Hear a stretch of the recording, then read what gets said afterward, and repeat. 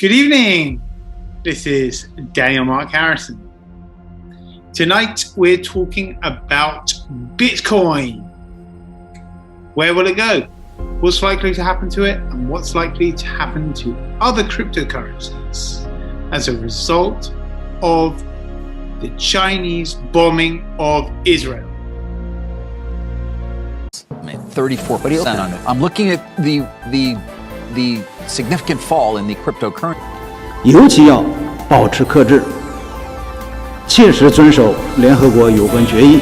I think we got to go back to China. I think that right now the Chinese press is trying to say, look, maybe there's some give on intellectual property. I think that away from that, the White House is toughening its law. So, you will have seen, if you're in the Zurbank room, you can go to t.me/Zurbank.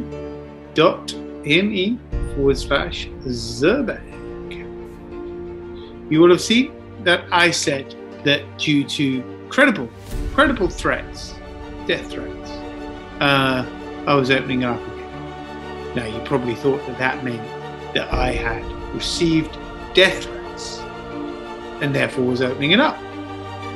Well, that's correct in one way, incorrect in another. I received death threats that I wasn't to open it again, but I opened it again just to defy those guys. Just to defy them. That's how you must treat people. You must treat people in a, people who threaten you. You must be very, very relaxed. Don't be bothered at all. Don't be worried by it. Just do the opposite of what they say. So immediately, I opened it up again. There you go.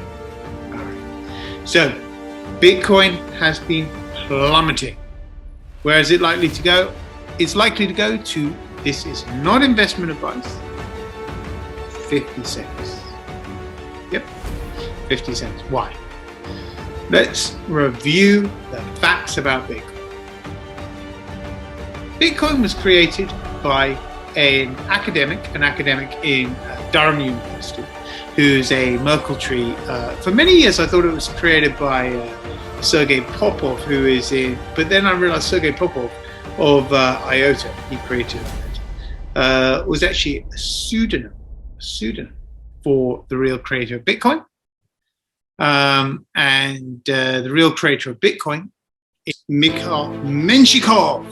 He is a professor of mathematics in Merkle tree economics at Durham University in the United Kingdom. This is what you call a KGB spy.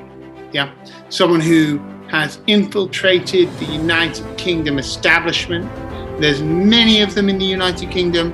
Mikhail Menshikov is one of them. I wrote to him and I said, congratulations on building a $1 trillion asset. The day it got to $1 trillion, no reply. Now, I'd written to his student, Sergei Popov, before, and I'd said, very well done, in creating Bitcoin. He said, I didn't create Bitcoin. So that was my first. I thought, well, the person would say, I didn't create Bitcoin if they didn't. Say they created it, if they actually created it. So I went looking around and I saw that Sergei Popov, who was also, there's only a handful of people who have created, who have the skills to create Bitcoin, because it relies on a type of mathematics called Merkle tree mathematics, which Sergei Popov in Brazil, I don't even know if that's true. Don't even know if it's real. What I do know is that he was a student of and is a co-worker of Mikhail Menshikov, the world number one Russian. Now, many of you have known me for a few years now, know that I've always said that Bitcoin was Russian innovation. The reason for that was very obvious. We don't often see Russian names used in commerce. It's just, we don't. I don't know why. We don't. They're very bright people. We see them in ballet, see them in ancient literature before they killed the Tsar, part of whom were my family. So, But we don't see them in commerce so much. You don't see senior executives of Fortune 500 companies with Russian names. You just don't see it. So it was very obvious to me immediately that the Russians were behind. The question is, would the Russians actually go and create a cryptocurrency market? Would they do that? No, they wouldn't. Russians are very cautious people, whereas the Chinese tend to be more daring people. The Chinese basically put the Russians up to it. And that's where cryptocurrencies began. So, cryptocurrencies began in 2009 as a result of Mikhail Menshikov. And what happened is, basically, the Chinese dominated it through their factories. All they wanted to do was put these mining farms in. Now, people like Chris Hodgson are working for the US intelligence service, who developed Cardano and big proponents of POS, but they're very bad. Don't assume that everyone who works for an intelligence service is competent. They're not competent. This particular individual is very incompetent, very bad salesman, and really doesn't kind of put that, doesn't sell it to you, does it? I mean, Chris Hodgson, you just think, what a nerd, what an idiot, what a retard. I mean, really, that's what you think. You don't think good-looking guy, maybe got a bit of money, got a nice chick, nice car. Nah, there's nothing like that you think, I like it. Nothing like that. Even like even Margaret Thatcher says, like someone who's stable, strong, upright. No, you just think, what a loser. Right? And so he's a very bad, and a lot of what has happened in the world over the past 2 or 3 years has happened because there have been lousy intelligence services. That's it. Lousy intelligence services.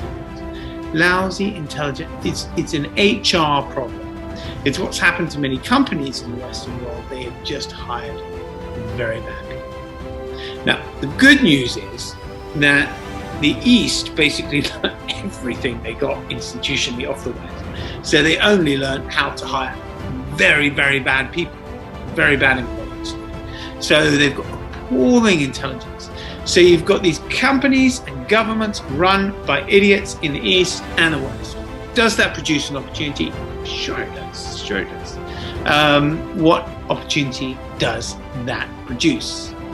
That we will deal with in another episode. There is a huge economic opportunity. I've earned a lot of money with it myself, and I hope you will as well, but we're not going to discuss it tonight. I'm not going to discuss it until we see some pushback. What I've had in a number of days is people coming to me and saying, hey, will you this Zurcoin for this many thousand, this? We're not going to pay. We don't pay. We don't do that. Okay, so you send me death threats. Well, I'm not afraid. I mean, I'm really not afraid. I don't really know what you mean. Let's show a bombing photo of, first of all, let's show a news scene from the BBC.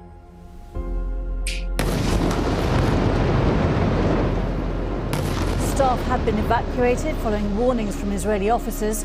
Israel says it was targeting Hamas military intelligence.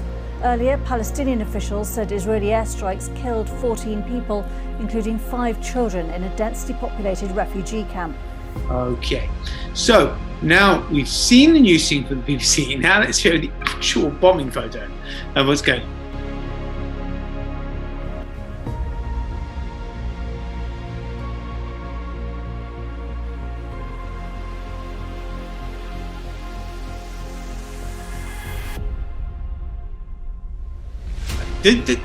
Does it look, you can see with your own eyes, does it look like these two gel?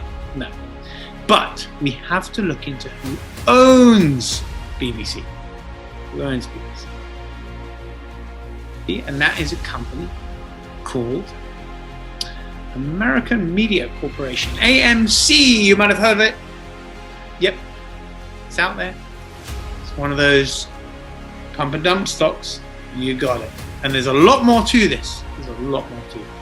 So, when you're buying cryptocurrencies, be very, very careful. Be very, very careful. The only cryptocurrencies you can really buy that are safe at all are cryptocurrencies that I would tell you to buy, and I cannot tell you to buy any cryptocurrency yet. Don't buy any. Now we'll go into questions.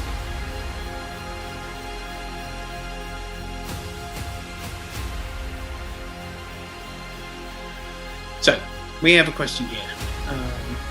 So are you part of the intelligence services? I'm not going to answer that question, if that's all right.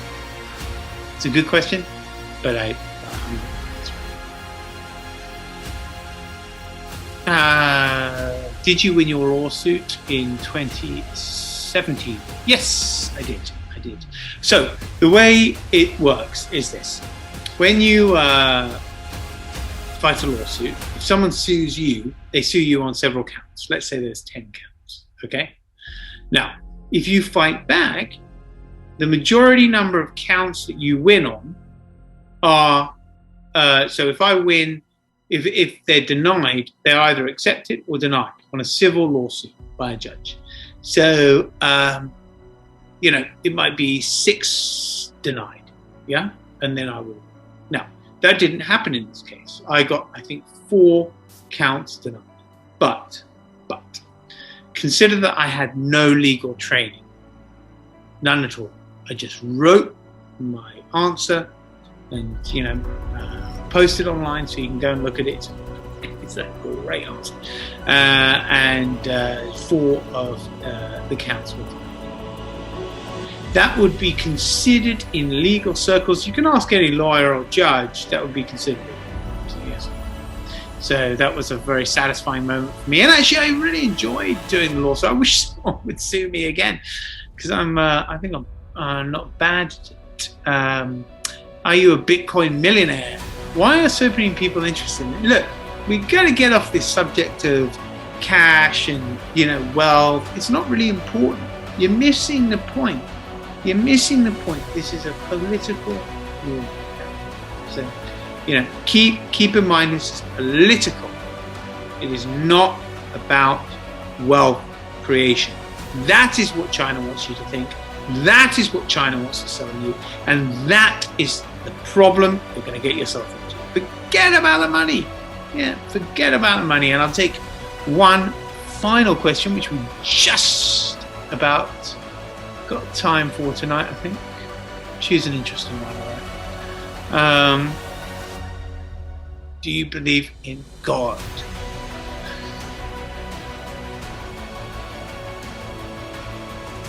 I do, in the sense that even within the human race, I think there are gods and there are lower than God, right? So I think that God exists literally all around us, as the Christian doctrine said, and brought up Christians. I have to subscribe to that because that's what I believe. Same as the Jewish people. And same as the Buddhist people, actually, who believe that, some people are more evolved than other people. So I think that God is present. I think that God is a real thing. But more than anything, I believe in good and good. I believe in right and wrong. And I believe that the people who are playing with these markets, who are playing with your mind, making you think money is important, bad people, just don't listen to them. All right. I'll see you tomorrow night. Good night.